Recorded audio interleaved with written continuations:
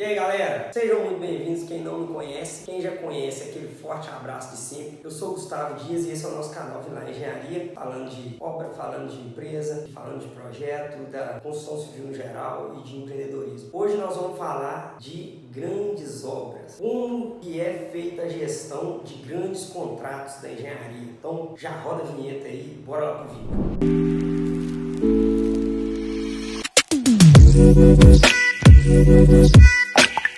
Então galera, eu participei de alguns contratos milionários, né? Gustavo, mas como que é feita essa obra? Obras que tem 100, 200 colaboradores trabalhando ao mesmo tempo. Pensa isso tudo num canteiro de obra, uma obra. Pode ser até mais, né? Tem obras que chegam a milhares, né? Como que é feita a gestão dessas obras? Primeiramente, tudo parte do planejamento. Essa é a parte que os engenheiros, né, a gente entra inicialmente no projeto, né? Então você tem ali todos os projetos já feitos, compatibilizados, e a gente entra então na fase de planejamento. E como que vai ser a estrutura dessa obra? Como que vai ser a gestão disso? Tem um engenheiro só para gerir essa obra? Às vezes sim, às vezes não. Vai depender do tamanho, né, da complexidade dessa obra. Então, a gente tem obra que a gente pode ter 5, 10 engenheiros na mesma obra. Então, como que é feita essa distribuição, por assim dizer? Tem lá vários setores, a obra é fatiada em vários setores. Então, você tem um gerente de contratos, que esse pode ser gerente de contrato quando tem mais engenheiros, e ele vai ser um engenheiro responsável pela obra quando tem talvez um ou dois, ou só os mestres de obras, etc. Então você parte do engenheiro, gerente de contratos ou supervisor, que vem para cá os engenheiros de campo, né, de chão de obra.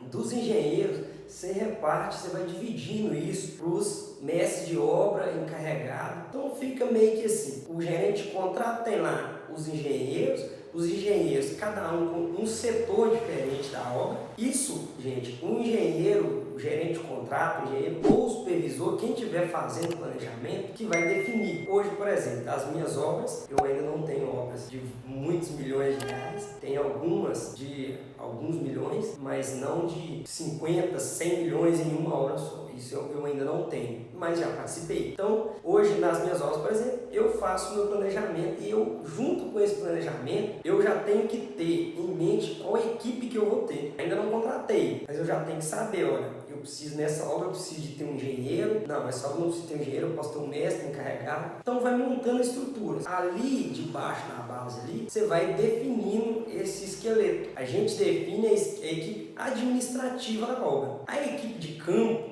Gustavo, como que você sabe quantos pedreiros, quantos serventes você vai ter na obra? A gente faz um histograma, mas isso não é uma verdade absoluta. Ao passar do tempo, à medida que a gente vai trabalhando nessas obras, os mestres, encarregados, os engenheiros de campo, os técnicos, né, eles que vão ditando, a própria obra vai ditando ali a velocidade. Talvez a gente pode ter uma produtividade maior, menor. O mais importante que a gente tem que ter, isso aí agora eu vou falar para se tiver algum engenheiro aí me escutando aí, principalmente quem está terminando a faculdade aí ou começando a estudar, o mais importante a se saber é o seguinte: a gente tem que corrigir.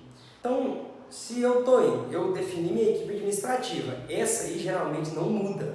Um erro nessa fase de definir essa equipe pode comprometer o resultado e muito. Então você tem que estar com isso, tem que estar bem definido. Na obra a gente tem o seguinte: engenheiro, depois vem os mestres de obra, né, os estagiários ou técnico em edificações, depois a gente tem encarregado geral, encarregado de setor, e depois a gente tem ainda em alguns casos os feitores. Pode ser que em alguns casos a gente não tenha o mestre, pode ser que a gente não tenha o encarregado, pode ser que não tenha o encarregado de setor. Então assim, a gente tem que fazer a definição dessa obra que funciona basicamente como uma empresa, para que essas pessoas que vão ditar, que vão ver, por exemplo, o mestre que vai ver quantas pessoas ele vai precisar, etc. Ele vai contratando ali sobre a nossa supervisão. A gente tem que ser fiscal dos números, né? Sempre. Então a gente vai estar acompanhando o cronograma físico-financeiro. Qualquer coisa, opa, tá custando mais, tá custando menos. Não, tem mais gente do que o que necessita. Tem menos gente. Tá bom, então vamos ver aqui. A gente está economizando, vamos ver um prêmio.